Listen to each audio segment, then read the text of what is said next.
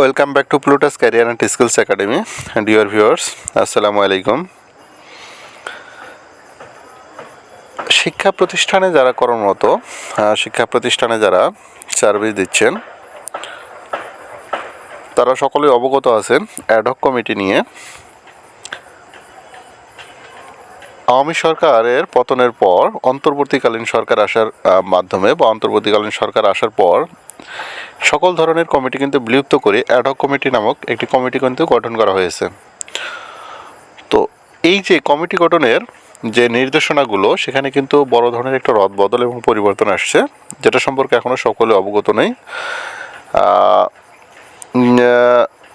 বেসরকারি প্রতিষ্ঠানে যারা কর্মরত আছেন তাদের কিন্তু এই বিষয়টি জানা খুবই জরুরি। কোথায় পরিবর্তন আসলো, কোন ধরনের পরিবর্তন চলে আসছে, সেটা কিন্তু অবশ্যই জানতে হবে। আচ্ছা, আমি যদি একটু সংবাদের ভিতরে প্রবেশ করি, বলছে শিক্ষা প্রতিষ্ঠানে পরিচালনা কমিটির নতুন নির্দেশনা। এটা কিন্তু সম্প্রতি একটি সংবাদ প্রকাশিত হয়েছে, যে দৈনিক শিক্ষা .com প্রতিবেদনে 18 নভেম্বরে। এখানে যে কথাটি বলা হয়েছে যে বেসরকারি শিক্ষা প্রতিষ্ঠানের পরিচালনা কমিটি গঠন নিয়ে প্রবিধানমালার পরিবর্তনের কথা জানিয়েছেন শিক্ষা মন্ত্রণালয়। বিধান অনুযায়ী অ্যাডহক কমিটি গঠন করে সেই কমিটির মাধ্যমে 6 মাসের মধ্যে নিয়মিত কমিটি গঠন করতে শিক্ষা প্রতিষ্ঠানের প্রতি প্রয়োজনীয় নির্দেশনা দিতে বোর্ডগুলো বলা হয়েছে। আচ্ছা, এটা কিন্তু আমরা মোটামুটি সকলেই অবগত। বিশেষ করে সরকারি, বেসরকারি, শুধু বেসরকারি শিক্ষা প্রতিষ্ঠান না, এখানে কিন্তু অনেক সরকারি প্রতিষ্ঠানেও অ্যাডহক কমিটি কিন্তু গঠন করা হয়েছে।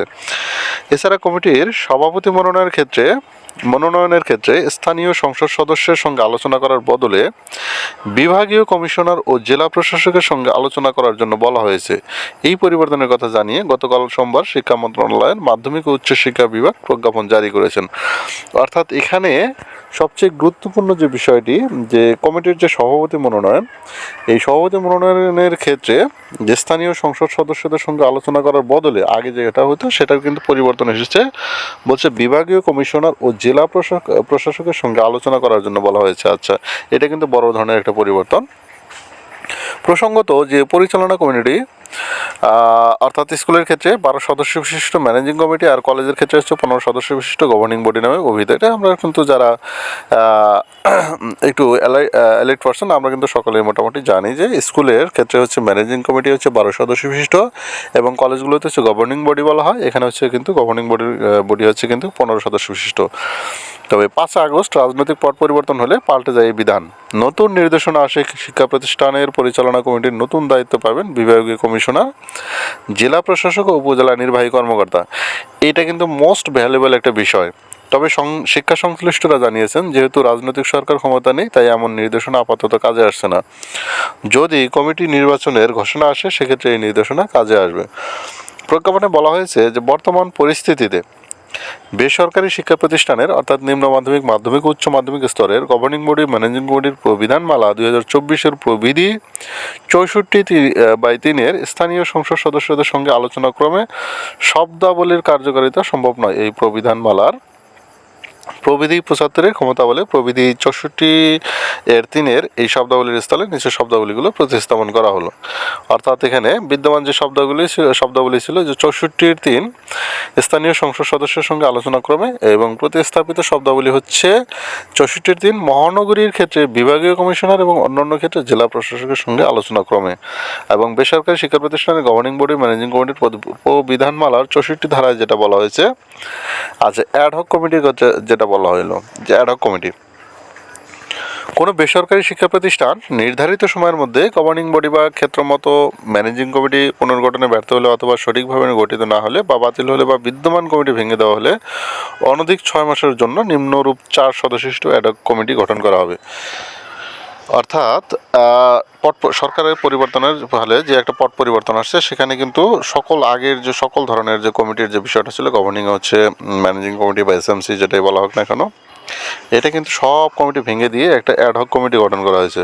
তো অ্যাডহক কমিটির যেটা বলা হয়েছে 4 সদস্য বিশিষ্ট হবে, যেখানে হচ্ছে সভাপতি শিক্ষা বোর্ড কর্তৃক মনোনীত হবে, শিক্ষক প্রতিনিধি জেলা শিক্ষা কর্মকর্তা কর্তৃক মনোনীত সংশ্লিষ্ট বেসরকারি শিক্ষা প্রতিষ্ঠানের শিক্ষকদের মধ্য থেকে একজন শিক্ষক, এবং অভিভাবক প্রতিনিধি জেলা সদরের ক্ষেত্রে জেলা প্রশাসক কর্তৃক, এবং উপজেলার ক্ষেত্রে যেটা হবে, যেটা ইউএনও বরাবর ইউএনও কর্তৃক মনোনীত একজন অভিভাবক, এবং সদস্য সচিব হবে শিক্ষা প্রতিষ্ঠান প্রধান পদাধিকার বলে। এই 4 জন সদস্য বিশিষ্ট কিন্তু একটি অ্যাডহক কমিটি গঠন করা হয়েছে বা গঠন করা হবে। এছাড়াও অ্যাডহক কমিটি গঠনের বিষয়ে শিক্ষা বোর্ডের অনুমতি গ্রহণ করতে হবে এবং অনুমতি প্রাপ্তির 1 মাসের মধ্যে কমিটি পুনর্গঠনমূলক অনুমোদনের জন্য শিক্ষা বোর্ডে আবেদন করতে হবে। সভাপতি মনোনয়নের ক্ষেত্রে শিক্ষা প্রতিষ্ঠান প্রধান স্থানীয় সংসদ সদস্যদের সহিত আলোচনাক্রমে শিক্ষানুরাগী ব্যক্তি, খ্যাতিমান সমাজসেবক, জনপ্রতিনিধি অথবা কর্মরত বা অবসরপ্রাপ্ত সরকারি কর্মচারীদের মধ্যে থেকে 3 জনের একটি তালিকা সহ অন্যান্য সদস্যদের মনোনয়ন গ্রহণ করে সংশ্লিষ্ট শিক্ষা বোর্ডের কাছে পাঠাবেন। আচ্ছা, 64 এর উপধারায় যেটা বলা হয়েছে যে শিক্ষা বোর্ড সভাপতি মনোনয়নের জন্য প্রবিধান 3 অধীন প্রস্তাবিত 3 জনের মধ্য থেকে একজনকে অথবা পরিস্থিতি বিবেচনায় ভিন্ন কোনো ব্যক্তিকে সভাপতি মনোনীত করতে পারবে এবং অ্যাডহক কমিটি গঠনের প্রজ্ঞাপন জারি করবে। এছাড়াও অ্যাডহক কমিটির ক্ষেত্রে যেটা বলা হয়েছে যে অ্যাডহক কমিটির মেয়াদ হবে অনুমোদিত হওয়ার তারিখ থেকে 6 মাস। তাহলে আপনারা বুঝতে পারতেছেন যে অ্যাডহক কমিটি কিন্তু যেদিন থেকে অনুমোদন হবে সেখান থেকে হচ্ছে 6 মাস পর্যন্ত তার মেয়াদ। অ্যাডহক কমিটি নির্ধারিত সময়ের মধ্যে গভর্নিং বডি বা ক্ষেত্রমতো ম্যানেজিং কমিটি গঠনে ব্যর্থ হলে পুনরায় অ্যাডহক কমিটি গঠন করা যাবে, তবে 2 বারের বেশি কিন্তু না। তার মানে অ্যাডহক কমিটি গঠন করার কিন্তু পুনরায় গঠন করার একটা সুযোগ কিন্তু আছে যদি তারা কমিটি ব্যর্থ হয়। অ্যাডহক কমিটির যৌক্তিক কারণ ব্যতিরেকে গভর্নিং বডি বা ম্যানেজিং কমিটি গঠনে ব্যর্থ হলে শিক্ষা প্রতিষ্ঠান প্রধান ব্যতীত এই কমিটির সভাপতি ও সদস্য মণ্ডলী ন্যূনতম পরবর্তী 2 বছরের জন্য সংশ্লিষ্ট শিক্ষা প্রতিষ্ঠানের কোনো কমিটির যে কোনো পদের জন্য অযোগ্য বলে বিবেচিত হবেন। এটা কিন্তু খুব ভালোভাবে হচ্ছে মাথায় নিতে হবে। আমরা যদি আরেকটু আলোচনা করি যে একই প্রবিধানমালার 75 ধারায় রহিতকরণ ও হেফাজতকরণ সম্পর্কে বলা হয়েছে প্রবিধানমালা কার্যকর হওয়ার সঙ্গে সঙ্গে মাধ্যমিক উচ্চ মাধ্যমিক শিক্ষা বোর্ড, আচ্ছা যেটা হচ্ছে এখানে প্রবিধানমালা বলা হয়েছে 2019 অথবা এই প্রবিধানমালার বলে উল্লেখিত বা এত দ্বারা রহিত হবে। প্রসঙ্গত পরিচালনা কমিটি অর্থাৎ স্কুলের ক্ষেত্রে 12 সদস্য বিশিষ্ট ম্যানেজিং কমিটি আর কলেজের ক্ষেত্রে 15 সদস্য বিশিষ্ট গভর্নিং কমিটি নামে অভিহিত। তবে 5 আগস্ট রাজনৈতিক পট পরিবর্তন হলে পাল্টে যায় বিধান। নতুন নির্দেশনা আসে, শিক্ষা প্রতিষ্ঠানের পরিচালনা কমিটির নতুন দায়িত্ব পাবেন বিভাগীয় কমিশনার, সেটা আমরা শুরুতেই বলেছিলাম। যে প্রজ্ঞাপনটা আমরা হচ্ছে একটু ভিডিও দেখাই, এই প্রজ্ঞাপনটা খুবই গুরুত্বপূর্ণ। আচ্ছা এখানে দেখেন প্রজ্ঞাপনটা আমরা একটু দেখাচ্ছি। প্রজ্ঞাপনটা কী ছিল? এই ছিল মোটামুটি হচ্ছে প্রজ্ঞাপন, ঠিক আছে। সুতরাং প্রজ্ঞাপনটা বুঝে সেই অনুযায়ী কিন্তু ব্যবস্থা নিতে হবে। আচ্ছা ঠিক আছে, আমি আর কথা বাড়াবো না, সকলে ভালো থাকুন, আল্লাহ হাফেজ।